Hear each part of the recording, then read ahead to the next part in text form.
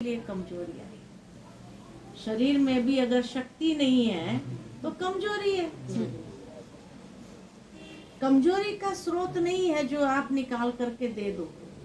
इसलिए बाबा ने परसों परसों की मुरली में भी कहा था, कई बच्चे बाबा को कहते हैं हम बाबा सब कुछ देते हैं लेकिन झूठ बोलते हैं।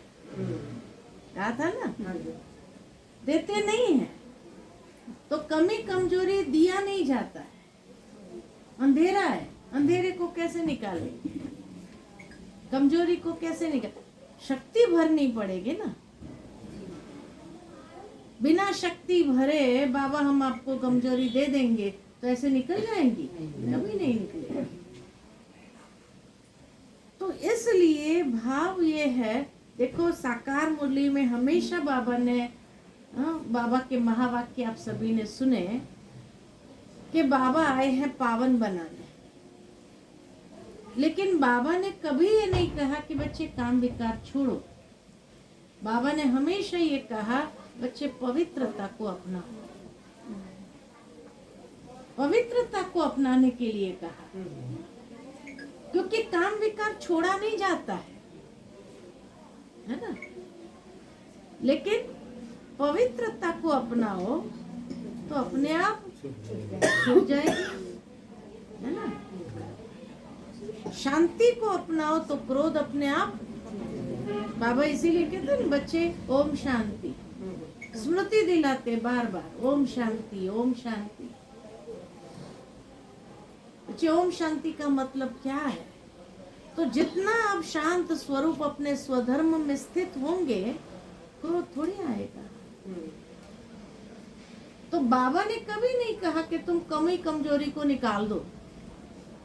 बाबा ने कहा पवित्रता को धारण करो, है ना। ब्रह्मचारी बनो, मीठे बनो, शांत स्वधर्म में स्थित हो जाओ।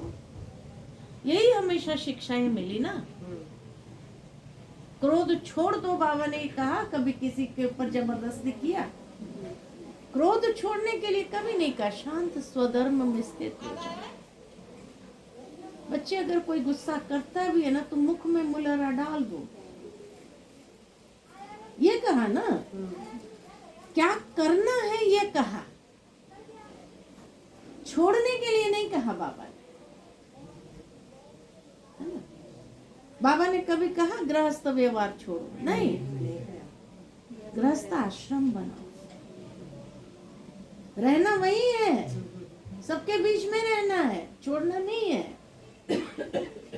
लेकिन अपने जीवन को शुद्ध पावन बनाओ। उसके लिए चाहे भले सर्वशक्तिमान से शक्ति लो योग में, है ना। तो इसीलिए अगर आप छोड़ने का संकल्प करेंगे ना तो छूटेगा नहीं, छोड़ नहीं सकते। लेकिन कम से कम जो हमें धारण करना है उस धारणा को तो हम मजबूत करें।